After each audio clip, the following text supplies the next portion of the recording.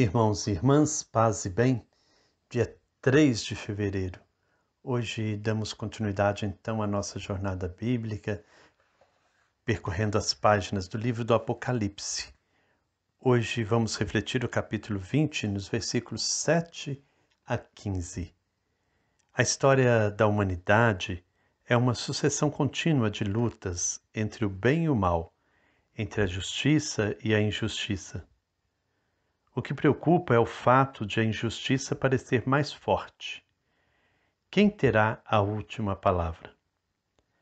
É disso que trata a última parte do capítulo 20, mostrando a destruição total e definitiva do dragão e da própria morte. A humanidade volta então ao paraíso, recuperando a harmonia das relações entre as pessoas. De fato, para o autor do livro do Apocalipse, o paraíso terrestre não é algo que se perde no passado distante, e sim uma luz que brilha no horizonte da nossa história. Abramos nosso coração para este momento orante com a palavra de Deus. Senhor, mais uma vez me coloco diante de vós para ouvir sua palavra. Quero dela alimentar-me, pois para mim é doce como mel, apesar de sua prática ser marcada pelo amargor. Como é difícil e desafiante vivê-la.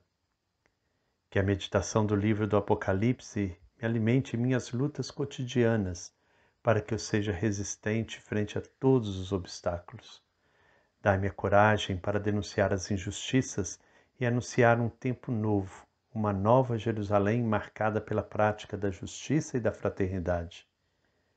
Que cada encontro com sua palavra seja verdadeira celebração da vida e da vossa graça, que transborda na vida daqueles e daquelas que testemunham o Evangelho, entregando inclusive a própria vida, como os irmãos das primeiras comunidades.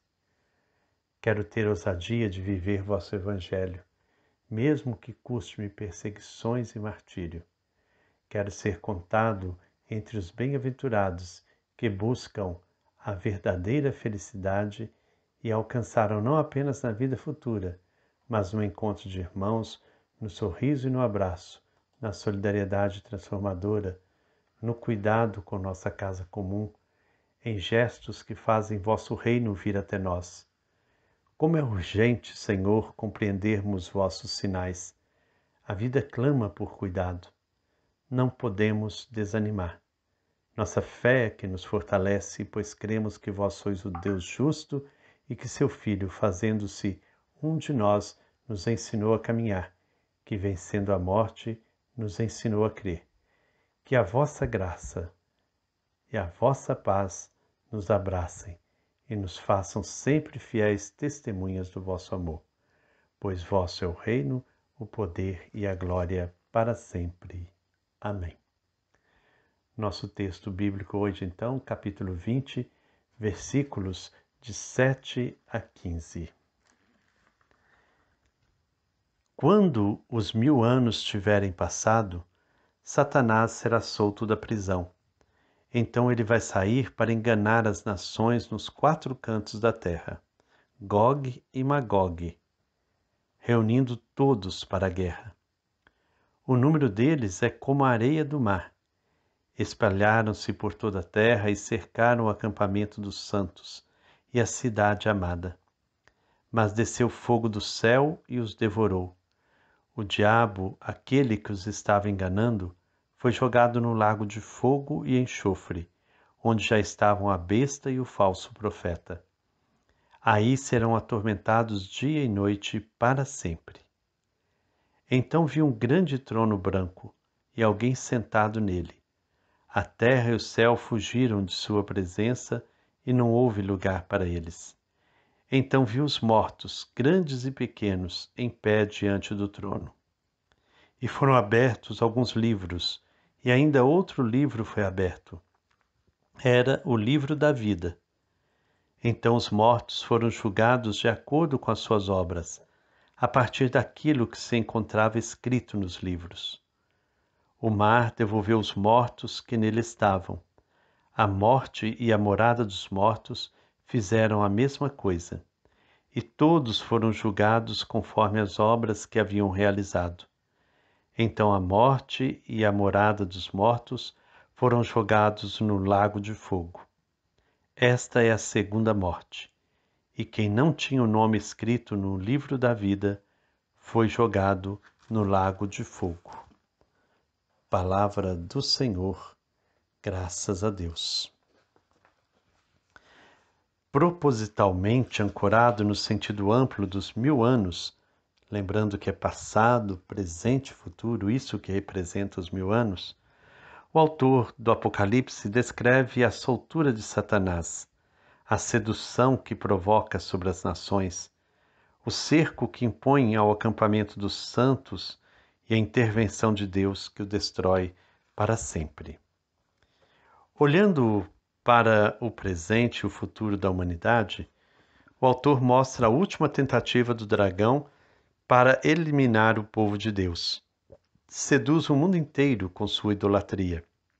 Gog e Magog são personificações das nações, levando-o a combater contra os profetas. Baseado em Ezequiel capítulo 38, o autor apresenta uma luta desigual, pois o exército do dragão é incrivelmente numeroso, como a descendência prometida a Abraão. As comunidades perseguidas são convidadas ao discernimento.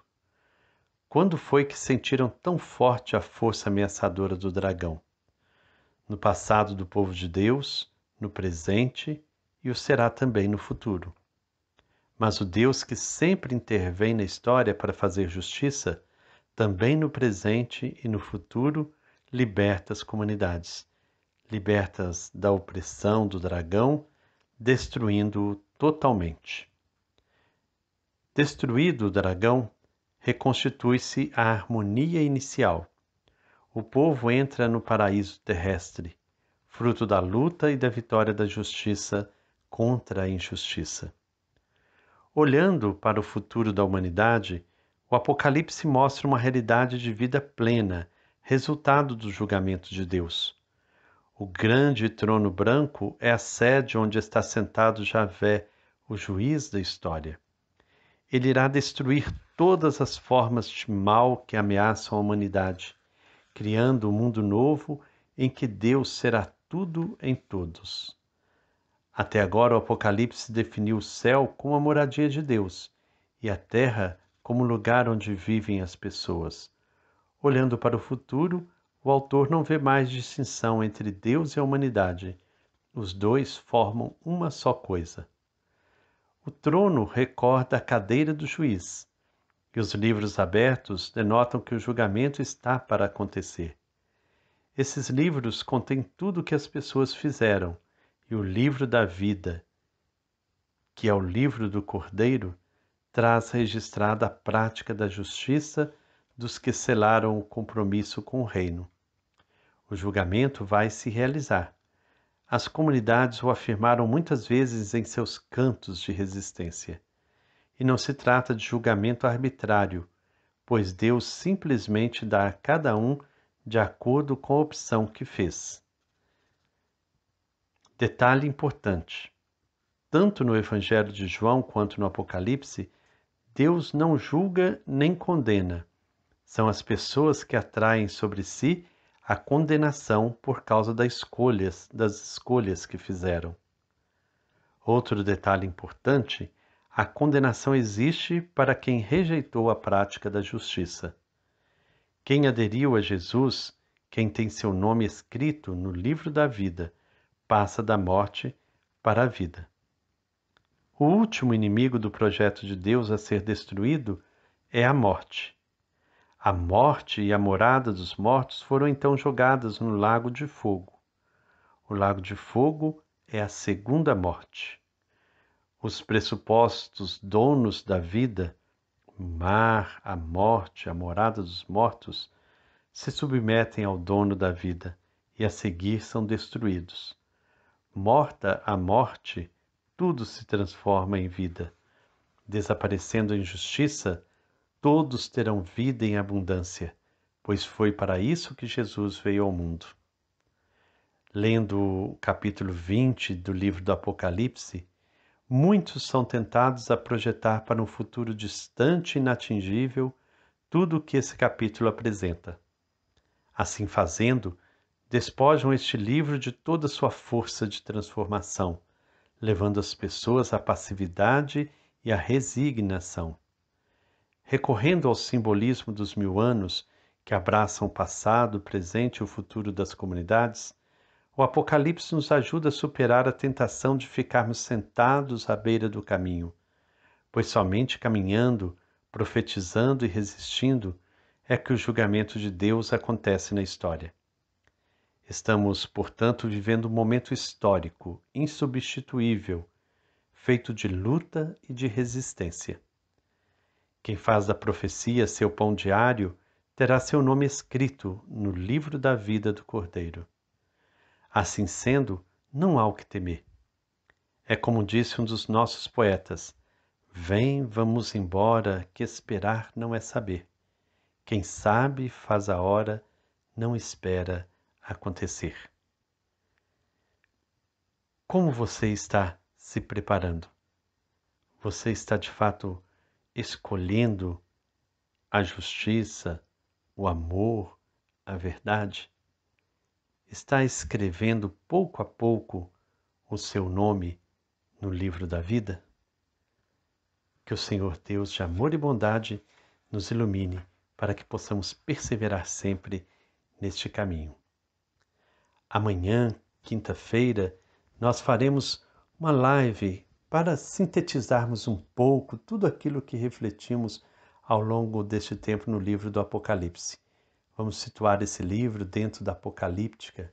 Para isso, nós convidamos a Moema, que é franciscana, uma pessoa muito atuante na vida da igreja, participou do Sínodo da Amazônia.